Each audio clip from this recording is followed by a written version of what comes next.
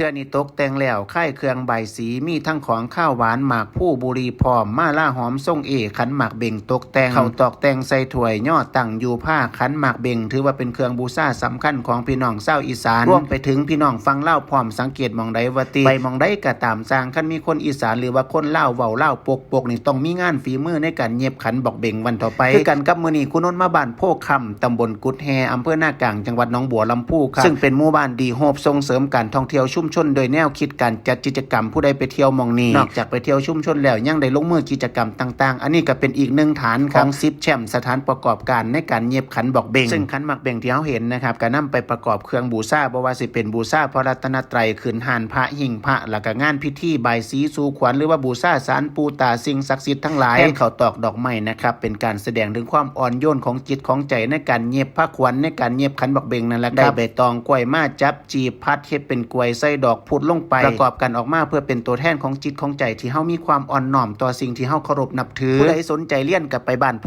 คำตำบลกุดแฮอำเภอหน้ากลางจังหวัดหนองบัวลำพูได้ครับคุณแม่สมัยสมศรีแก้วเพิ่นเป็นผู้ประกอบการชุมชนสิสอนให้เฮานะครับนอกจากกิจกรรมเย็บขันบอกเบ่งก็ยังมีอีกหลายอย่างครับบ่แม่นโอ้ยไปเย็บขันบอกเบ่งซื่อๆก็สิให้ไปไกลบ่แม่นแนวนั้นครับมีอีกหลายกิจกรรมให้เฮาลงมือเฮ็ดลงมือทำนั่นเองครับ